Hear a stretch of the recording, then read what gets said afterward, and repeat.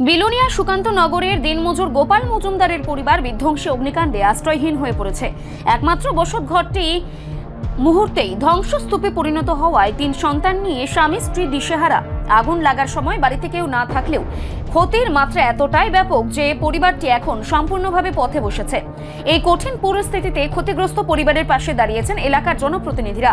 বুধবার সকালে বিলোনিয়ার বিধায়ক দীপঙ্কর সেন ঘটনাস্থলে পৌঁছে গোপাল মজুমদার ও তার পরিবারের সঙ্গে কথা বলেন এবং তাদের পাশে থাকার আশ্বাস দেন। একই দিনে মণ্ডল সভাপতি ও পঞ্চায়েত সমিতির চেয়ারম্যান পুতুল পাল বিশ্বাসও পরিবারটির সঙ্গে সাক্ষাৎ করেন। তারা জানান, প্রয়োজনীয় সরকারি সহায়তার জন্য সংশ্লিষ্ট দপ্তরের সঙ্গে যোগাযোগ করা হবে এবং পরিবারকে পুনর্বাসনের ব্যবস্থা করা হবে।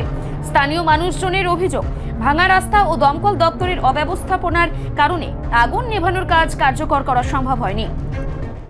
আধুনিক সরঞ্জামের অভাবের কারণে দমকল কর্মীরা যথাসাধ্য চেষ্টা করলেও বসতঘরটি রক্ষা করা যায়নি। এই ব্যর্থতা নিয়ে এলাকায় ক্ষোভ দেখা দিয়েছে। তবে জনপ্রতিনিধিদের আশ্বাসে ক্ষতিগ্রস্ত পরিবার কিছুটা ভরসা পেয়েছে।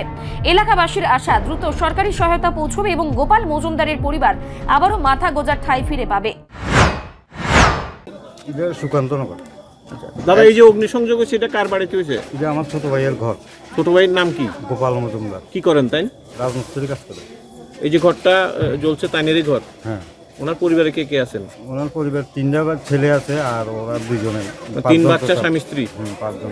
একমাত্র এই ঘরে তাদের বসবাস? আর ঘরটা তো পুড়ে গেছে। পুরো ঘর জ্বলে গেছে? হ্যাঁ।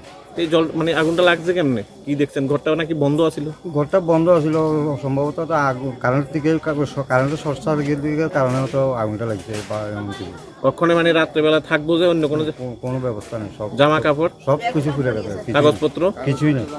মানে ঘরের আসবাবপত্র কোনো কিছুই নেই, একদম কোনো কিছু নেই, সব কিছু পুড়ে গেছে। সব পুড়ে গেছে।